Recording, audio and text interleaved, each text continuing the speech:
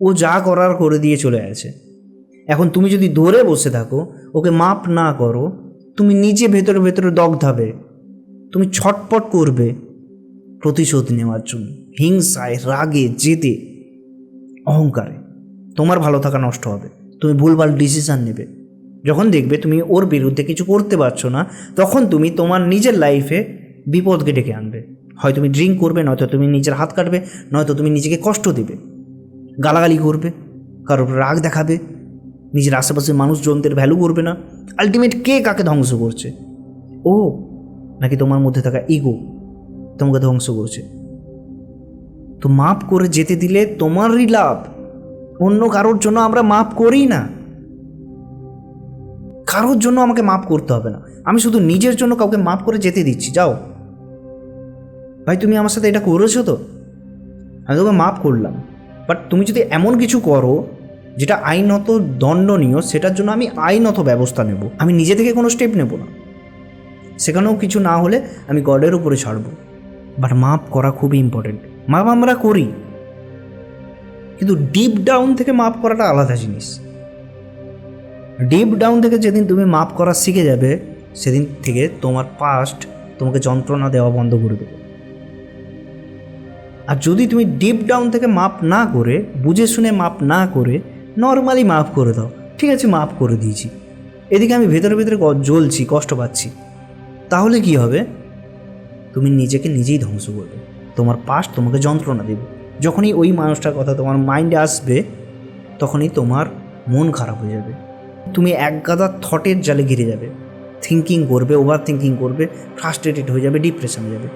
That's why মাপ করা আমাদের লাইফে প্রচুর ইম্পর্টেন্ট।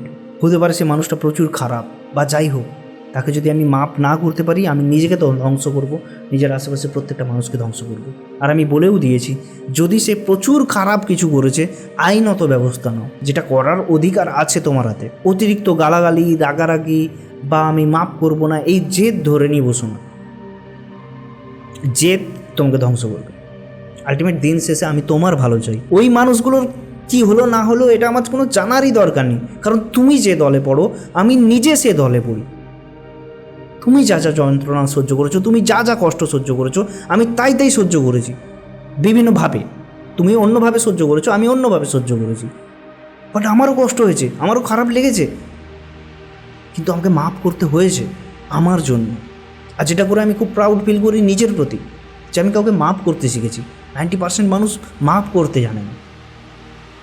মাপ করতে পারলে আমরা ভালো থাকবো, সুখে থাকবো, শান্তিতে থাকবো, কিন্তু আমরা মাপ করি না। একটা সময় আমি ভগবানকে ততটা বিশ্বাস করতাম না। আমি নিজেই আমার বন্ধুকে বারবার বলতাম যে তোর ভগবান যদি আছে তাহলে আমার সাথে এগুলো কেন হয়। বাট যখন থেকে আমি বুঝলাম যে আমার স্পিরিচুয়াল অ্যাওয়েকিং চলছে, তখন থেকে আমি ধীরে ধীরে ভগবানের প্রেজেন্স বুঝতে পারলাম, এবং আমি বুঝতে পারলাম যে এই ইউনিভার্স প্রত্যেকটা মুহূর্তে আমাদেরকে দেখছে এবং প্রত্যেকটা মুহূর্তে আমাদের সাথে আছে। ভগবান, ইউনিভার্স যাই বলো, আর সেই প্রত্যেকটা মুহূর্তে আমাদেরকে বেটার কিছুই দেওয়ার চেষ্টা করছে, কিন্তু আমরা ইগোর চক্করে নিই না, রাগ, জেদ, হিংসা, লোভ, লালসা এসবের চক্করে নিই না, নিজেদেরকে দূরে করে দিই তার থেকে। আমরা তার দিকে যাই না। গার্লফ্রেন্ড চলে গেছে, তার জন্য ঘন্টার পর ঘন্টা কাঁদছি, তাকে ঘন্টার পর ঘন্টা ফোন করে খোঁজ নিচ্ছি, তার সাথে কথা বলছি, কিন্তু আমি ভগবান, যে ইউনিভার্স আমাকে বানিয়েছে, যার জন্য আমি নিঃশ্বাস নিতে পারছি, খেতে পারছি, ঘুমাতে পারছি, তার কাছে গিয়ে 15 মিনিট বসছি না। সেটা তো আমি নিজের সাথেই ভুল করছি। একটা গাছ যদি তার গোড়াকে ভুলে যায়, তাহলে সে তো পড়বেই, সে তো ধ্বংস হবেই। উল্টে তার উচিত তার গোড়াকে শক্ত করে চেপে ধরে রাখা, যাতে বড় ঝড়ও এসে না তাকে ভাঙতে পারে। জাস্ট এক্সাম্পল দেওয়ার জন্য বোঝালাম। মানুষের মাইন্ড আলাদা আলাদাভাবে চলে, মাছ থেকে যদি ভেঙে যায় অনেক কিছু চলে। সিরিয়াসলি বোঝার চেষ্টা করো। তো ইউনিভার্স, সুপ্রিম পাওয়ার, গড সবাই আছে, তারা দেখে নেবে। তুমি তোমার দিক থেকে যতটা বিবেক বুদ্ধি ইউজ করে তাকে মাফ করা যায় করো, সাথে ভগবানের কাছে স্যারেন্ডার করে দাও, আর নিজেকেও মাফ করো। কারণ ওই মানুষটা তোমার সাথে খুব খারাপ বিহেভ করেছে, তাকে করতে তুমি দিয়েছ অজান্তে, হয়তো তুমি ইচ্ছা করে করো, এখন আমাকে কে বলেছিল যে তুমি তোমার সব কিছু ভুলে সব কিছু ছেড়ে একটা মানুষকে ভালোবাসো? সে বলেছিল? সে বলেনি। ভগবান বলেছিল? বলেনি। আমার মা বাবা বলেছিল? বলেনি। আমার মন বলেছিল। আর আমি আমার মনের জালে পা দিয়ে একটা মানুষকে প্রচুর পরিমাণে ভালোবেসে তার উপরে ডিপেন্ডেবল হয়ে গেছি, তাকে সুযোগ দিয়েছি যে তুমি আমাকে ঠকাও, যন্ত্রণা দাও। আর যখন সে যন্ত্রণা আমাকে দিয়ে দিয়েছে তখন আমার খারাপ লাগছে, কষ্ট হচ্ছে। সেজন্য তাকে মাপ করছি, সাথে নিজেকেও মাপ করতে হবে, কারণ আমি নিজেকে ওদিকে পুশ করেছি, জানতে আনতে অজান্তে। আমরা ইচ্ছা করে করি না। কেউ কি নিজেকে ইচ্ছা করে এমন একটা জিনিসের মধ্যে ঠেলে দেবেন? না, কিন্তু আমরা অজান্তে করি। দ্যাটস ওয়াই নিজেকেও মাপ করতে হবে, সাথে ভগবানের কাছেও তোমাকে মাপ চাইতে হবে। এই জন্য আমরা অনেক সময় নিজেদেরকে ইগো চক্করে ভাবি যে আমরা নিট অ্যান্ড ক্লিন, আমরা ভাবি যে আমরা কোনো ভুল করতে পারি না, কিন্তু আমরাও হাজার হাজার ভুল করি। যারা আমাদের ঠকায় তারা 100% ভুল ছিল না, কোথাও না কোথাও আমরাও কিছু জায়গায় ভুল ছিলাম। আরে আমার যদি ইমোশনের প্রতি কন্ট্রোল না থাকে, আমি তো উল্টো দিকের মানুষকে বুঝতেই পারবো না। সে ইমোশনালি যে আমাকে টর্চার করছে সেটাই আমি বুঝতে পারছি না, সাথে আমিও তাকে উল্টো পাল্টা কিছু বলে দিচ্ছি রাগের মাথায়, জেদের মাথায়, অহংকারের মাথায়। আমি সন্দেহ করছি, দেখা যাবে সে হয়তো সন্দেহের কাজ করেনি। আমি কে কাউকে জাজ করার? ব্যাপারটা বুঝতে পারছো? আমি জাস্ট আমাদের ভালোর কথা বলছি, আমি অন্য কারোর ভালো কথা বলছি না। যারা ঠকায়, যারা কষ্ট দেয়, দিয়ে চলে যায়, আমি তাদেরও ভালো চাই।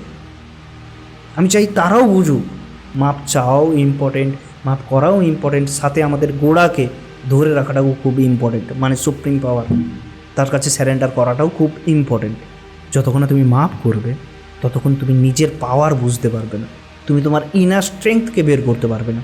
তুমি তো সারাক্ষণ মাপ করতে পারছো না বলে অন্য কাউকে নিয়ে ব্যস্ত, অন্য কাউকে নিয়ে ভাবছো।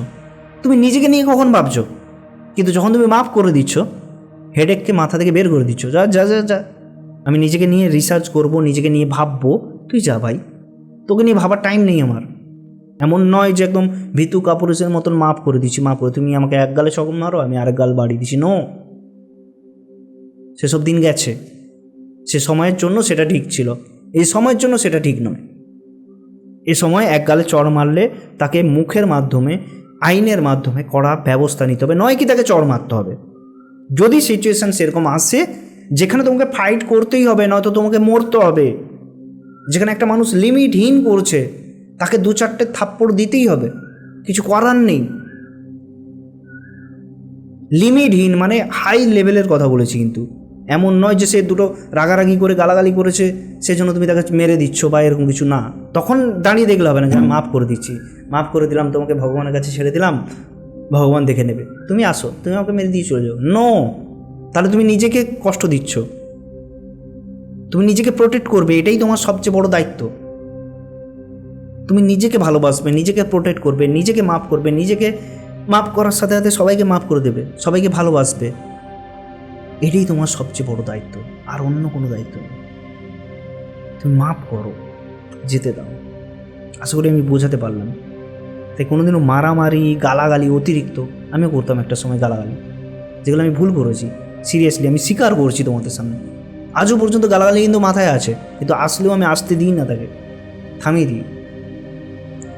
আর এগুলো সংসর্গ দোষেও হয়, সাথে আমাদের ব্যাড পাস্ট, যেগুলো আমাদেরকে প্রচুর পরিমাণে কষ্ট দিয়েছে, আর সেগুলোর জন্য আমরা আমাদের রাগকে কোনো ওয়ার্ডের মাধ্যমে বের করে দিই। দ্যাটস ওয়াই মানুষ গালাগালি দেয়, কিছু সময় মজার মাধ্যমে দেয়। এভাবেই একটা মানুষের মাথায় গালাগালি ঢুকে যায়। ভবিষ্যতে তো বাচ্চা কাচ্চাদের মধ্যে এই গালাগালি থাকবে, কারণ এখন মজাতেও গালাগালি আর রাগেও গালাগালি, সব জায়গাতেই গালাগালি।